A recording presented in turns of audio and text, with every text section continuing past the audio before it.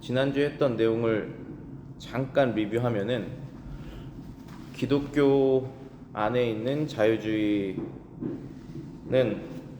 여러 가지 면에서 다 성경과 다른데 기독교와 다른데 구원에 관해서도 다르다. 그렇기 때문에 기독교 형태를 갖고 있지만 이단으로 분류해야 된다. 그런 내용이거든요. 구원에 대해서 어떻게 다르냐라고 하면은 이 자유주의자들은 구원의 교리가 너무 좁다. 세상에는 예수님의 이름을 듣지도 못하고 죽은 사람이 많다. 죽는 사람이 현재도 많다. 그렇기 때문에 하나님께서 사람을 구원하시려면 예수님의 복음을 듣는 것 이외에 다른 방법이 있어야 된다. 이렇게 자유주의자들은 얘기를 해요. 그런데 그렇게 될 수가 없죠. 그래서 우리 개혁주의라는 것이 정말 다른 것이 아니라 성경에 있는 내용을 그대로 하나님께서 말씀하신 그 뜻대로 믿고 이해가 안 되더라도 분명히 하나님의 지혜가 있을 것이다 해서 믿는 것이거든요. 그렇게 믿다 보면 사실 그게 참 지혜라는 것을 곧 알게 되고 그런 것을 우리는 믿습니다. 그래서 오직 5가지 오직이 개혁주의 가르침으로 정리될 수 있는데 오직 성경, 오직 은혜, 오직 믿음, 오직 그리스도, 오직 하나님께 영광. 이 5가지 중에 오직 그리스도가 4번째 있죠. 구원은 오직 그리스도에 의한 것이다. 그런데 이제 메이친 박사가 그랬죠. 이 오직이라는 단어만 우리가 붙이지 않으면 아무도 기독교를 싫어하지 않는다. 그런데 오직이라는 단어를 붙이기 때문에 그때부터 기독교는 배타적이라는 이름하에 불쾌감을 주고 심지어 할 수만 있으면 박해를 하는 그런 상황에 처하게 된다. 그럼 왜 그러느냐 하면 이 오직이라는 단어 때문이다라는 것이죠. 그래서 오직 성경만이 우리의 권위이다. 그것은 된다, 그것은 되지 않는다는 결국은 성경으로만 확인해야 된다 그런 것이죠. 구원도 마찬가지죠. 오직 그리스도만을 통해서 우리가 구원을 받을 수 있다. 자, 그럼 이제 다음 쪽 보실게요. 7번 문장입니다. 따라서 이 구원의 길이 모든 사람들에게 전해지지 않는다면 구원의 길을 자체의 문제가 아니라 이 방법을 받았으면서 사용하지 않는 그리스도인들의 잘못이다. 이 엄청난 책임이 어떻게 연약하고 악한 사람의 손에 맡겨질 수 있는가? 그러나 하나님께서는 이 두려운 책임을 사람에게 주셨다. 구원을 얻을 수 있는 방법이 예수님을 믿는 방법밖에 없다. 그런데 그것이 그 길이 너무나 좁다라고 말하는 그 좁다라고 하는 그 부분을 자유주의자들이 비판을 하는 거죠. 좁다, 넓어야 된다 이렇게 말하는 것이죠. 그런데 사실 문제는 이 길이 좁아서가 아니라 그 길을 사용하지 않는 그리스도인들에게 잘못이 있으면 있는 것이다 이렇게 말하는 것이죠. 예수 그리스도를 그분에 대해서 듣고 믿고 회개하여서 변화되는 것이 유일한 구원의 방법인데 그것은 좁은 것은 변함이 없습니다. 그것은 넓힐 수가 없어요. 그러면 어떻게 이것을 해결해야 되냐면은 이 복음을 믿는 사람들이 더 많은 사람들에게 전하는 일을 해야 된다는 결론이 나는 것이죠. 그러면 우리 그리스도인들은 그거에 대해서 이렇게 말할 수가 있는 것이죠. 이 복음을 전하는 것은 굉장히 어려운 일이고 그리고 정말 무거운 책임이 있는 것인데 어떻게 우리 그리스도인들과 같은 연약하고 때로는 악한 사람에게 이 복음이라고 하는 그 어마어마한 구원의 길을 전하는 것이 우리에게 맡겨질 수 있는가?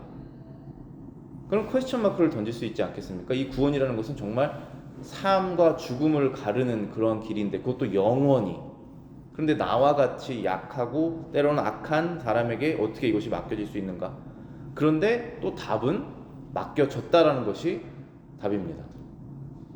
하나님께서는 이 책임을 사람에게 주셨습니다. 로마서 10장 13절부터 14절에 나와 있죠. 누구든지 주의 이름을 부르는 자는 구원을 받으리라. 그런즉 그들이 믿지 아니하는 일을 어찌 부르리요? 듣지도 못하는 일을 어찌 믿으리요? 전파하는 자가 없이 어찌 들으리요? 라고 분명히 말씀하셨죠. 그래서 없다라고 분명히 말씀하신 거예요. 하나님께서 주의 이름을 부르는 자는 구원을 받는다. 그런데 그들이 믿지 않는 이를 어떻게 부르리오? 부를 수 없다는 것이죠. 믿음이 없으면 부를 수 없다는 것입니다. 그런데 듣지도 못하는 이를 어찌 믿으리오? 믿음이 있으려면 들어야 되는데 한 번도 듣지 못했는데 어떻게 믿겠느냐, 이런 것이죠. 그런데 들으려면은 들려주는 사람이 있어야 되는데 그 사람이 전파하는 사람이죠. 전도하는 사람이 없으면 어찌 들으리오? 그러니 전해야 된다라고 하는 하나님의 그 명령을 우리에게 말씀하시는 것이죠. 그 다음 문장에 보시면은 자유주의자들은 십자가 교리에 대해서 더 구체적으로 반대를 한다. 어떻게 한 사람이 다른 사람의 죄를 위해 고난을 당할 수 있냐는 것이다. 그것은 불합리하다는 것이다. 이들이 이렇게 생각하는 이유는 예수님의 인격의 장엄함을 볼 수 없는 장님이기 때문이다. 그들은 예수님을 자기와 같은 사람으로 생각한다. 한 사람의 자기 희생의 예에 불과하다고 생각한다. 그러나 그리스도는 신성을 가지고 계신다. 그래서 그분은 다른 사람이 절대로 할 수 없는 일을 하셨다. 그것은 우리의 죄를 담당하시는 것이다. 여기서 그 성경 말씀 하나 같이 찾아보고 함께 나누겠습니다. 여기 고린도 전서 1장 18절부터 25절, 많이 들어보셨던 말씀일 거예요. 고린도 전서 1장 18절부터 25절 264쪽에 있습니다. 십자가의 도가 멸망하는 자들에게는 미련한 것이요 구원을 얻는 우리에게는 하나님의 능력이라. 기록된 바 내가 지혜 있는 자들의 지혜를 멸하고 총명한 자들의 총명을 폐하리라 하였으니 지혜 있는 자가 어디 있느뇨? 선비가 어디 있느뇨? 이 세대의 변사가 어디 있느뇨? 하나님께서 이 세상의 지혜를 비련케 하신 것이 아니뇨? 하나님의 지혜에 있어서는 이 세상이 자기 지혜로 하나님을 알지 못하는 고로 하나님께서 전도에 미련한 것으로 믿는 자들을 구원하시기를 기뻐하셨도다. 여기 21절까지 보시면은 그 바로 이 문제가 나와 있는 거예요. 이 해답이 나와 있는 거예요. 자유주의자들이 생각했을 때 예수 그리스도를 믿어서 구원받는 방법이 너무나 좁다. 그리고 한 번도 예수님의 이름을 듣지 못하는 사람들이 너무나 많기 때문에 이 방법은 잘못된 것이다 라는 결론을 내리게 됩니다. 그러니까 항상 우리가 이것은 잘못된 것이다 라는 결론을 내리기 전에 하나님의 말씀에서 이것을 옹호하고 계신지 아니면은 반대하고 계신지를 먼저 살펴봐야 돼요. 왜냐하면 우리의 이해로는 항상 내가 생각했던 잘못된 것이 나중에는 그것이 참인 경우가 너무나 많지 않습니까? 우리의 삶에서. 그렇기 때문에 특별히 하나님의 진리에 관해서는 더욱더 그래야 되죠. 우리 일상생활에서도 더욱더 그렇지만은 하나님의 진리에 관해서는 내가 믿는 것이 그것이 사실인지 아닌지 성경에서 찾아봐야 됩니다. 그래서 그러한 비판이 여기에서 하나님께서 그건 아니다라고 분명히 말씀해 주시는 거예요. 보면은 하나님의 지혜에 있어서는 이 세상이 자기 지혜로 하나님을 알지 못하는 고로 하나님께서 전도에 미련한 것으로 믿는 자들을 구원하시기를 기뻐하셨다. 그리고 이 전도라는 것은 십자가의 도다 라고 말씀하시는 것이죠. 그리스도의 이름과 그리스도께서 행하신 일에 대해서 한 번도 듣지 못하고 구원을 받을 수 있는 사람은 없다라고 분명히 말씀하시는데, 그러면 그 사람이 들어야 되는데 누가 들려주냐 이겁니다. 그 사람에게. 그것은 성경을 먼저 믿는 사람이 들려주는 것이죠. 그래서 그 책임이 우리에 있다라고 성경은 분명히 말씀하십니다. 근데 그 방법을 미련한 방법이라고 우리말 성경에서는 번역이 돼 있어요. 그 다음에 영어도 똑같습니다. Foolishness of the message to preach 이라고 돼 있어요. 왜 미련한 방법이라고 했냐면은 사람들이 생각했을 때는 이것은 미련한 방법이라는 거예요. 왜냐하면 사람들은 대부분 이렇게 생각하거든요. 믿지 않는 사람들에게 예수 그리스도의 부활과 그리스도의 신성, 하나님의 아들이심과 이런 이야기를 했을 때, 특별히 뭐 하나님 얘기라도 했을 때 기적을 보면 내가 믿겠다라는 사람이 굉장히 많거든요. 그렇지 않습니까? 내가 기적을 보면 내가 믿겠다. 사실 그렇지 않습니다. 기적을 보아도 잠깐 믿다가 또 믿지 않게 됩니다. 왜냐하면 그런 경우가 너무 많잖아요. 예수님께서도 기적을 베푸셨잖아요. 그 기적의 현장에 있는 사람들이 많이 있었지 않습니까? 그렇지 않습니다. 어떠한 조건이 있으면 믿게 된다고 생각하는데 그렇지 않아요. 조건이 없어도 믿음을 가지고 행했을 때 조건을 넘어서는 상황을 보고 믿음이 더 강해집니다. 사실 그 반대예요. 논리적으로 이해가 안 되기 때문에 논리적으로 나를 설명하면 내가 믿겠다고 하는 사람도 많습니다. 정말 돌아가시기 전에 언제 돌아가실지 모르는 분 신방을 갔었을 때 그분이 평생 크리스티아니티를 이해가 안 된다. logically 논리적으로 이해가 안 된다. 그 얘기를 하시더라고요. 그 너무나 당연한 얘기예요. 왜냐하면 여기 분명히 말씀하셨잖아요. 하나님의 지혜에 있어서 이 세상이 자기 지혜로 하나님을 알지 못한다는 것은 논리로는 하나님을 이해할 수 없다는 뜻입니다. 그렇지만 하나님께서 논리적이시지 않으신 분이시냐? 가장 논리적이신 분이시죠. 왜냐하면 논리를 만드신 분이시니까. 그러나 우리의 믿음에 관해서는 내가 이해가 되면 믿겠다라고 하는 것은 교만이에요. 그렇게 될 수가 없습니다. 내가 믿기 때문에 그 다음에 모든 것이 퍼즐이 맞춰져서 이해가 되는 것입니다. 그렇게 하는 것이죠. 그 말씀이 지금 고린도전서 1장 18절부터 21절에서 하시는 말씀이에요. 여러분들이 이거 잘 이해하시면은 여러분들 믿음 성장에 도움이 많이 되실 것입니다. 그다음 22절부터 25절 보시면은 유대인의 표적, 여기 제가 말씀드린 부분이 다시 나오는 거예요. 유대인은 표적을 구하고 기적이죠. 어떤 대단한 일을 구한다는 거예요. 헬라인은 지혜를 찾으나, 말하자면 이게 동서양의 그 머리에 생각하는 방식이라고 볼 수 있어요. 유대인은 동양권이죠. 그래서 유대인은 표적을 구한다. 어떤 기적을 구하는 것이고, 헬라인은 지혜를 구한다. 그리스 철학자들이 있잖아요. 다 어떤 논리적으로 지혜를 찾으나 우리는 십자가에 못 박힌 그리스도를 말한다. 유대인에게는 거리낀 것이요 이방인에게는 미련한 것이로되 오직 부르심을 입은 자들에게는 유대인이나 헬라인이나 그리스도는 하나님의 능력이고 하나님의 지혜다. 하나님의 미련한 것이 사람보다 지혜 있고 하나님의 약한 것이 사람보다 강하니라. 정말 그렇습니다. 결국은 십자가에서 예수님께서 죽으신 방법 밖에는 내 죄가 해결되지 않는다는 것을 깨달은 우리들, 그래서 우리는, 그들이 그리스도인이죠, 십자가에 못 박힌 그리스도를 전할 수밖에 없다. 우리는 이것만 전한다. 왜냐하면은 이것이, 그리스도는 하나님의 능력이고 하나님의 지혜라는 것을 우리가 알았기 때문이다 라는 것입니다. 자, 그러면 이 그리스도의 복음을 전했을 때 믿지 않는 사람이 그것을 믿지 않는다면, 특히 여기 자유주의자들이 그리스도의 복음만이 복음이 아니라 다른 여러 가지 종교를 갖고 있는 사람도 신실하게 그 종교를 수행하면 천국이라는 데를 갈 수 있다라고 주장을 하는데, 그것이 왜 그렇게 주장을 하느냐 하면은 그들이 예수가 누구신지 모르기 때문이다 라고 메이첸 박사는 말하고 있는 것입니다. 사실 그렇죠.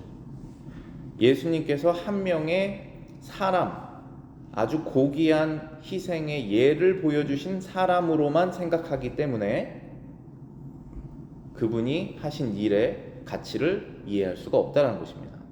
즉 하나님의 아들로서의 예수님, 신성을 갖고 계신다는 것을 인정하지 않기 때문이다. 예수님께서 신성을 가지고 계셨기 때문에 그분은 사람이 절대로 할 수 없는 일을 하신 것인데, 그것은 여러분과 저의 죄를 담당하신 것입니다. 그것은 대신 지고 죽으신 것이죠. 그래서 이것을 대속이라고 말을 합니다. 성경에서는 대속하셨다라고 하는 말이 바로 그것입니다. 대신 속했다. 속했다라는 것은 값을 주고 노예를 샀다, 죄인을 구해냈다, 그런 뜻입니다. 영어로는 ransom, redeem이라는 단어를 써요. 그 일은 아무도 할 수 없습니다. 저를 가장 사랑하는 사람이 존재한다고 해도 그 사람은 저의 죄를 대신 속죄할 수는 없습니다. 제가 가지고 있는 그 지은 죄를 속죄할 수는 없다는 것이죠. 왜냐하면 그도 죄가 있기 때문에 하나님 앞에서는 그 일을 할 수 없습니다. 9번입니다. 갈보리에서 고난당한 이가 단순한 사람이 아니라 영광의 하나님이라는 이해에 도달했을 때, 그래서 이 이해에 도달한다는 것은 믿게 됐다는 뜻입니다. 뭐 어떠한 우리가 이해의 정도가 공부를 더 많이 하거나 이해력이 더 높아져서 이해에 도달했다는 뜻이 아니에요. 어린 아이들도 거듭나서 고백할 수 있는 그 복음에 대한 진리입니다. 갈보리에서 고난당한 그 예수님이 단순한 사람이 아니라 영광의 하나님이라는 그 믿음을 갖게 됐을 때, 그 다음에 우리는 어떻게 되느냐 하면, 우리와 세상의 구원을 위해 흘려진 예수님의 고귀한 피 한 방울이 역사의 전쟁터에서 흘려진 모든 군인들의 피의 강보다 더 큰 가치를 가진다고 기꺼이 말할 수 있다.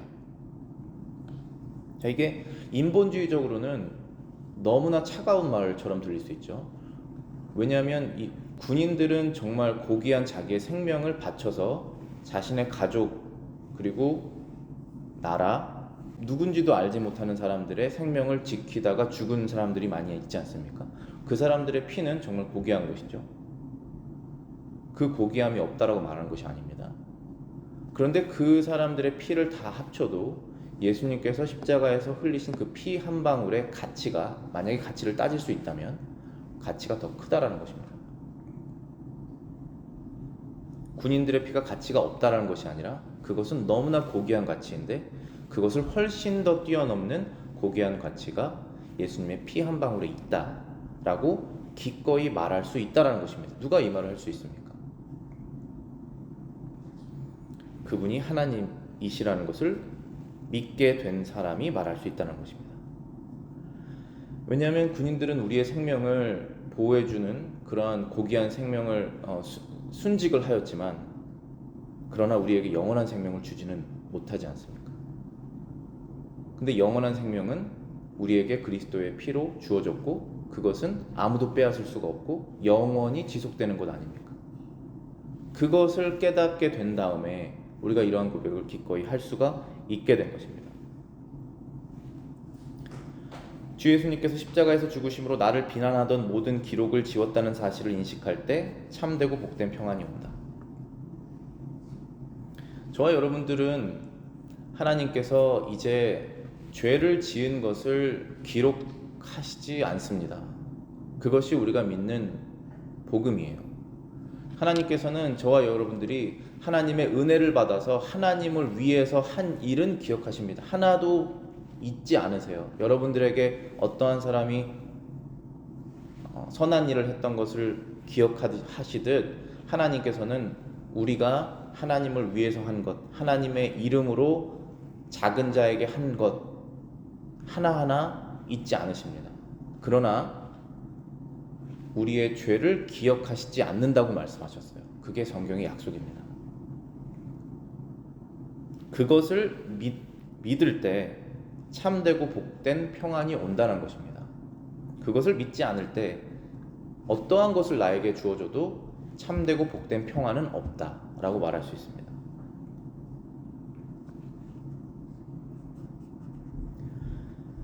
다음 문장입니다. 또 다른 비판은 지금 자유주의자들이 이 구원에 관한 가르침을 비판하는 거예요. 지금 첫 번째 비판은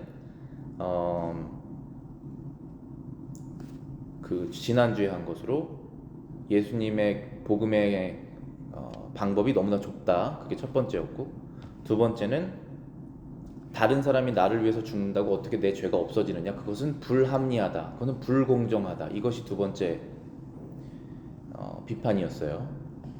여러분들 다 답을 갖고 계셔야 됩니다. 이런 것에 대해서. 세 번째는 하나님의 성품과 관련된 비판을 합니다. 그것은 뭐냐면, 하나님은 기꺼이 죄를 용서하는 분이시기 때문에 하나님과의 화해는 순전히 우리에게 달렸다고 한다. 우리가 하나님을 선택하기만 한다면 하나님은 언제든지 우리를 받아들일 것이라고 말한다. 그러나 회개는 죄를 씻지 못한다. 죄를 잊을 수는 있겠지만 죄의 결과를 어떻게 씻을 수 있겠는가? 참된 회개는 능력이 되는 한 모든 수단을 동원해 자신이 가한 손상을 회복할 길을 찾아야 한다. 하나님을 향한 죄라니 얼마나 두려운 일인가. 하나님께서는 그러한 죄책을 위해서 그리스도의 보혈의 샘을 제공하셨다. 하나님은 마치 옷을 입듯이 그리스도의 의를 우리에게 입히셨다. 그리스도 안에서 우리는 심판의 보좌 앞에 흠없이 서게 된다.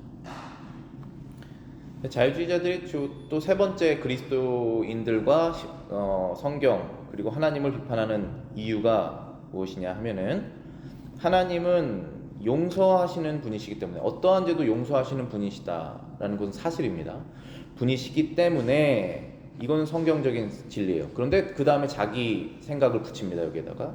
그렇기 때문에 대속제물이 필요 없다, 이 뜻이에요. 한마디로 말하면, 내가 죄를 회개하기만 한다면, 그러면 이 죄값을 치르시는 존재는 필요 없다. 왜냐하면 하나님은 죄를 용서하시는 분이시기 때문이다. 이거를 말하는 거예요. 그런데 여기에는 진리와 거짓이 섞여 있습니다. 항상 마귀가 하는 일이죠. 진리에다가 거짓을 섞어서 그 진리 자체가 완전히 거짓이 되게 합니다. 하나님께서는 어떠한 죄든지 용서하시는 분이십니다. 사람은 어떠한 죄든지 용서할 수가 없는 사람이에요. 원래는 하나님께 용서하는 능력을 받아서 용서할 수 있습니다. 그런데 하나님은 우리가 하나님께 어떠한 죄를 지었어도 용서하시는 분은 사실이에요. 만약에 그렇지 않다면 우리는 하나님께 불안해서 살 수가 없습니다. 용서하시는 분이세요. 그런데 죄값을 치러내시는 분이시라, 죄값을 받으시는 분이라는 것도 사실입니다. 왜냐하면 그것은 정의이기 때문입니다. 그래서 참된 회개가 없다라는 것이에요. 이 자유주의자들은 참된 회개하지 않았습니다. 이게 왜 그런 것이냐면은, 여기 메이친 박사가 정의를, 참된 회개는 능력이 되는 한 모든 수단을 동원해 자신이 강한 손상을 회복할 길을 찾아야 한다. 만약에 우리가 하나님께 어떠한 죄를 지었다면 회개를 하고 죄값을 어떻게 치러야 됩니까? 여쭤보는 것이 참된 회개라는 것이에요. 사람과 사람 간의 관계에서도 내가 다른 사람에게 상처를 줬거나 내가 다른 사람들에게 손해를 줬거나 심리적인 상처나 마음의 상처도 마찬가지고, 경제적으로 손해를 보게 됐거나 몸을 다치게 했거나 하면 내가 정말로 미안하다면 내가 무슨 일이든지 할 테니까 할 수 있는 방법을, 회복할 수 있는 방법을 알려달라고 말을 해야 돼요. 그것이 회개입니다. 시작이에요. 그것이 회개의 시작이에요. 상대방이 어떻게 나올지는 모르겠지만 그게 시작입니다. 그게 회개한 마음이에요. 그 마음은 당연히 있어야 되죠. 그러면 우리가 모든 죄는 하나님께 지은 죄지 않습니까? 우리가 자녀에게 잘못한 것도 하나님께 결국 죄 짓는 거예요. 이웃에게 잘못한 것도 하나님께 죄 짓는 것입니다. 나 자신에게 음란 죄를 지어도 하나님께 죄 짓는 것입니다. 그런데 그것을 회복하기를 원해야 돼요. 내가 이 죄를 지었습니다. 제가 이 죄값을 어떻게 치룰까요? 이게 회개한 마음입니다. 그럼 하나님께서 무슨 말을 하실까요? 그래, 너 죄를 지었느냐? 죽어라. 이렇게 말씀하시지 않잖아요. 근데 원래는 그게 정의입니다. 근데 여기에서 자유주의자들이 그 정의를 인정하지 않는 거예요. 하나님은 사랑이시기 때문에 무엇이든지 용서하셔야 된다. 그것은 사실이죠. 그런데 죄값을 치른 죄인만 용서하십니다. 그 죄값을 예수님께서 치르셨다는 거예요. 그래서 여기 보혈의 셈이라는 단어가 나왔어요. 너무나 귀한 표현이에요. 하나님께서는 그런 죄책을 위해서 그리스도의 보혈의 셈을 제공하셨다. 이 셈은 풀이라고도 말할 수 있고 파운테인이라고도 말할 수 있을 텐데 절대로 멈춰지지 않는 셈입니다. 여러분과 저의 죄를 씻으면 그 물은 더러워질 거예요. 그러면 다음에 씻으러 들어갔을 때 우리는 더러운 물에 씻을 수가 없지 않습니까? 또다시 더러워지기 때문에 그 물은 다시 깨끗해져야 돼요. 영원히 더러움을 깨끗하게 정화시켜낼 수 있는 이터널 소스가 있어야 돼요. 그게 저와 여러분들에게 필요한 거예요. 그분이 바로 예수님이시라고 하나님께서 제공해 주시는 거예요, 우리에게. 그것을 믿느냐, 거룩해지고 이제는 거룩한 삶을 살기를 원하느냐, 그거를 물어보시는 것이잖아요. 그게 보혈의 셈이라는 것입니다. 예수님께서 하나님은 마치 옷을 입히듯이 그리스도의 의를 우리에게 입히셨다. 그리스도 안에서 우리는 심판의 보좌 앞에 흠없이 서게 된다. 옷이라는 표현을 성경에서 많이 쓰세요. 흠 있는 옷을 벗고 깨끗한 흠 없는 옷을 입혀 주셔야지 우리가 그 옷을 입고 천국에 가는 거예요. 그런데 그 옷이 무엇입니까? 바로 그리스도의 완전하신 의로움이라는 거예요. righteousness. 그 의로움을 저와 여러분들이 입어야지 천국에 들어갈 수가 있습니다. 하나님의 보좌 앞에서 마치 죄가 없는 사람처럼 설 수 있게 된다라고 말씀하신 것입니다. 그다음 11번째 문장입니다. 하나님의 진노 교리를 거부하는 현대 자유주의자는 죄를 가볍게 생각하기 때문이다. 그리고 속죄 교리가 하나님의 사랑에 위배된다는 이유로 반대하는 것은 희생 제물을 드린 이가 하나님 자신이라는 근본적 요소를 무시하기 때문이다. 인간의 본성을 취하고 십자가에서 죽은 아들의 위격 속에서 하나님 자신이 그 제물을 드리셨다. 구원은 우리가 숨쉬는 공기처럼 아무 값없이 우리에게 주어진다. 그러나 엄청난 값은 하나님이 지불하셨다. 그 유익은 우리가 얻는다. 자, 이 부분을 저희가 정리하면서 여기 11번째 문장의 내용을 다시 살펴보면은 하나님의 진노의 교리, 이 진노라고 하는 단어가 참 무서운 단어인데 우리가 그리스도 안에 있다면 더 이상 무섭지 않게 되는 단어가 됩니다. 그런데 진노라는 것이 없다라고 얼버무리거나 그냥 자기 자신을 속여서 진노가 없어지지는 않습니다. 예를 들어서 이겁니다. 저와 여러분들은 언젠가 죽을 거예요. 그게 언제든지 간에 그 날짜는 정해져 있습니다. 그리고 죽는다는 것은 정해져 있습니다. 그런데 어떤 사람은 죽음이라는 것은 없어. 죽지 않을 거야 라고 계속 그렇게 말을 해도 믿어도 사실 그것이 거짓이죠. 그래서 진노 교리를 거부하는 것은 마치 죽음이 없다라고 말하는 것과 똑같다라고 이해를 하면 됩니다. 그런데 왜 이 자유주의자들은 하나님께서 죄를 진노하시지 않는다, 하나님은 사랑이시기 때문에 죄라는 것 자체에 진노가 없으시다 라고 생각할까 하면 사실 답은 하나예요. 죄를 가볍게 생각하기 때문이다. 그 죄 때문에 예수님께서 죽으신 것을 모르는 겁니다.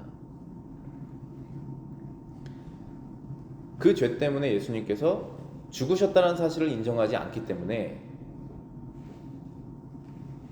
죄를 가볍게 생각할 수밖에 없습니다. 그래서 하나님의 진노의 교리를 거부하는 것이죠. 진노의 교리라고 하니까 말이 어렵지만 하나님께서 죄를 미워하신다, 결국은 심판하실 것이다 라고 하는 그 사실이 바로 진노의 교리입니다. 그럼 두 번째는 속죄교리. 속죄교리가 하나님의 사랑에 위배된다. 자, 이것은 사람이 하나님께 죄를 지었을 때 죄값을 치러야 되는데 이 사람들이 자유주의자들이 말하기를 하나님은 사랑하시기 때문에 내가 하나님 잘못했습니다 라고 말을 한다면, 그 마음이 진실되기만 한다면 잘못을 저지른 그 일은 내가 값을 치르지 않아도 된다라고 말하는 거예요. 근데 그거 거짓입니다. 여러분들이 이 세상에서 누구에게 빚을 졌으면 빚을 갚아야 되는 것이 정의죠. 단돈 한 푼이라도. 그렇지 않습니까? 최소한 안 갚아도 된다 그래도 나는 정말로 갚고 싶습니다라는 마음은 가져야죠. 그리고 나는 정말로 이건 갚아야 된다라고 나는 정말로 믿습니다라고는 생각은 해야죠. 그게 바로 회개입니다. 그런데 이 속죄교리를 사랑에 위반된다라고 하는 것은 이 저와 여러분들의 죄의 값을 하나님께서 대신 치러주셨다는 사실을 모르기 때문에 그래요. 그러니까 자유주의자들이 제일 이해가 안 되는 부분이, 그러니까 우리가 믿음이 없을 때 이해가 안 됐던 부분이 뭐냐면은, 내가 죄를 졌는데 예수라고 하는 그분이 죽으셨다고 해서 내 죄가 어떻게 없어지느냐도 이해가 안 되고, 없어졌다라고 하나님께서 말씀하시는데 그게 과연 정의냐? 우리 정의 좋아하잖아요. 그게 저스티스냐? 그 부분도 이해가 안 돼요. 그러니까 사람의 머리로는 이해가 안 됩니다.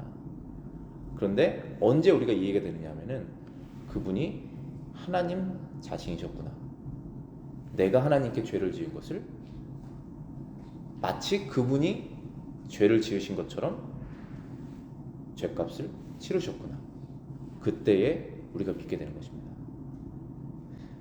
얼마 전에 설교 중에 히브리서인 것 같은데 거기서 이제 목회자들에게 양을 칠 때 잘해라 이런 얘기 한 다음에 양들은 목회자를 잘 따라라 이런 얘기를 하다가 양들에게 하는 말이 너희를 말씀으로 가르치는 자들의 말을 잘 따라라. 왜냐하면 그들은 너희가 지은 죄를 마치 자기가 지은 죄처럼 생각하는 자들이다. 그것을 따르지 않으면 너희에게 유익이 없을 것이다. 이 말씀을 하세요. 어떻게 사람이 아무리 목회자라고 해도 다른 사람이 지은 죄를 마치 내가 지은 죄처럼 괴로워할 수 있습니까? 그것은 다른 사람이 지은 죄인데. 예수님께서 내가 지은 죄를 괴로워하시면서 대신 짊어지셨기 때문에 그것을 이해한 다음에 할 수 있는 것입니다. 그건 목회자만 하는 일이 아니에요. 여러분들은 여러분들이 사랑하는 사람이 지은 죄를 슬퍼하시는 일을 하셔야 돼요. 그때 예수님의 사랑을 여러분들이 경험하실 수 있습니다. 이러한 믿음, 예수 그리스도와 그분의 구원의 교리에 대한 믿음이 없는 상태에서 인본주의적인 사람과 사람 간의 그냥 일반적인 도덕성 정도만 가지고 종교를 이해하려고 하다 보니까, 이 기독교라는 것을 이해하려고 하다 보니까 성경에 있는 내용이 다 마음에 들지 않는 거예요. 마음에 와닿지도 않고. 그러면 어떻게 됩니까? 처음에는 마음에 들지 않아요. 처음에는 마음에 들지 않다가 나중엔 싫어하게 됩니다. 그러다가 잘못됐다라고 말을 하게 돼요. 그것은 잘못이다. 그렇게 가게 됩니다. 그래서 지금 자유주의자들이 그렇게 말을 하고 있는 거예요. 그것은 잘못이다. 그런 교리는 잘못된 것이다. 그렇게 이해하면 안 된다. 라고 말하는 것이죠. 그래서 요한일서 4장 10절에도 그렇게 말씀되어 있습니다. 이 읽을 마치겠습니다. 사랑은 여기 있으니 우리가 하나님을 사랑한 것이 아니요 하나님이 우리를 사랑하사 우리 죄를 속하기 위하여 화목제물로 그 아들을 보내셨습니다. 우리가 하나님을 먼저 사랑하지 않았습니다. 예수님께서 우리를 위해서 죽으신 것이 하나님의 사랑 때문이라는 것을 우리가 이해했을 때 우리는 이 여러 가지 자유주의자들이 비판하는 내용이 다 거짓이라는 것을 알게 됩니다. 오직 예수님밖에 길이 없구나. 하나님은 죄를 진노하시는 분이시구나. 그 죄의 값을 누군가는 치해야 됐고 흠이 없는 분이 취하셨어야만 하는구나. 이러한 모든 것들이 우리의 그 믿음 안에서 해결이 되는데, 이해가 되는데, 그것은 하나님의 사랑을 우리가 경험한 후에 예수님을 통해서 그 다음에 하나씩 이해가 되는 것입니다.